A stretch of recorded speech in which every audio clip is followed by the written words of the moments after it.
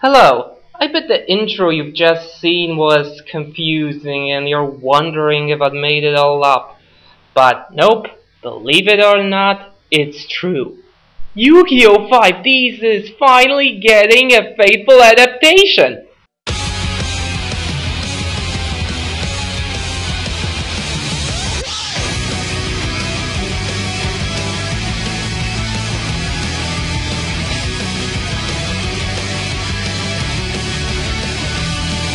I have long waited to see the show I like so much be given a dub that is merely a translation of the original script with the originals of... Oh, you don't care about that. You're more curious about the end of the world, huh? Oh, I'm sorry. I forgot that anyone with a brain cell hates Yu-Gi-Oh! 5Ds. Fine. Let's go to the other stuff I talked about. So yes, that apocalypse really happened, and with it really happened, I mean it's the storyline of Shin Megami Tensei 3 Nocturne, the long-awaited sequel to the Shin Megami Tensei series, a whole decade after Shin Megami Tensei 2. So, you are stuck as a half-demon in the Vortex world, a demon-filled world which was created from the old world, and will shift into a new world when the time comes. For now, you're confused about everything. Hence, you're left looking for your homeroom teacher Yuko Takao to get answers about what's going on. As you'll progress through the game, you'll not only understand more about the Vortex world, but you'll also meet various characters who have various visions of the new world. The choices you'll make throughout the game will determine the shape of the new world, and with that also the ending the game shall have. This is undoubtedly a very original and interesting storyline concept. We'll never see anything comparable in a Final Fantasy game. Maybe we shouldn't be amazed, since it's from the makers of Persona 3 and 4. But I do want to point out that I think the storyline isn't as good as in those games. It's not as deep and multi-layered, there's way less dialogue and development than in the Persona games. I'm not saying the storyline is bad, it's great! Just saying I like the Persona ones more. But that's like saying gold is less valuable than platinum. Well, maybe it's just my opinion, you'll have to see it for yourself to be sure. But I'm giving it a thumbs up for sure. I will get more into how the alignment and the ending is chosen in a later part of this review, but for now let's talk about the battle system. Aside from the protagonist, you'll be using the 3 other party slots for your demons that you'll pick around the way or fuse together. So for you Persona players, it's as if the Personas were your teammates. I won't go into detail on the press turn system nor the Magatama system, it take up way too much time. The thing I will take my time with though is the buffs and debuffs. Certainly some things are different than in Persona.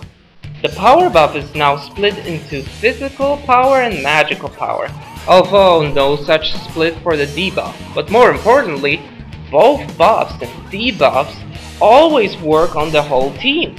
Both never run out as long as you're alive, and you can recast them several times for greater effect. Talk about yabba dabba do.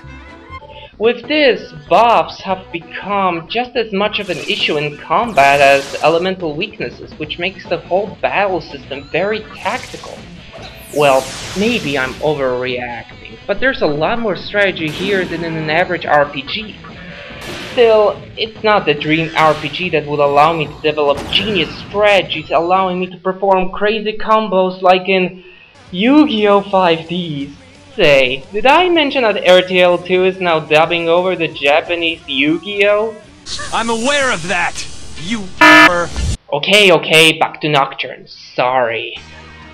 I would say that this strategic gameplay is also a reason for the difficulty of the game. It's great for people seeking a bit of challenge like me. The boss enemies are strong and will require strategy to defeat, but at the same time, there's not just one strategy to be used, hence the players can be creative. But I can definitely say, if you're not experienced with RPGs like this, you should stay away from it. There's no easy mode, and the normal mode is comparable in difficulty with the hard mode of the Persona games. There are still, however, some things about the game that I don't like. Starting with music. It was composed by Shoji Meguro, so you'd expect quality. Which we do get, but I don't feel it fits the game. It's so depressing at times. At first, it did make me feel I was playing a real sad game. But as the game went on, the music was even depressing in real optimistic moments. There's really only a few happy or neutral sounding tracks on the soundtrack.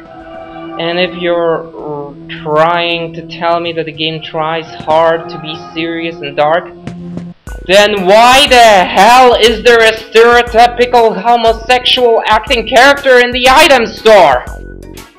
Hey there, hot stuff. I have fabulous things to sell. You're such a doll. Sorry, you faggot! Come back when you're a little, richer. Oh, don't tell me you think I'm queer too. Oh yes, I can indeed tell this game is taking place in a cruel, sad and depressing world. Well, I guess it's again an opinion thing. There were people who considered even Persona 3 to be way too upbeat. Maybe they wouldn't mind this game is trying to be depressive at any cost. Oh well, at least I am glad there are some nice... Oh fuck! I almost forgot about the random encounters. These might be even the worst random encounters ever. They're in the dungeons, on the map, and in the cities. I swear, there's very few locations in the entire game where one can walk by in peace. With that said, the question remains. How often are these battles triggered?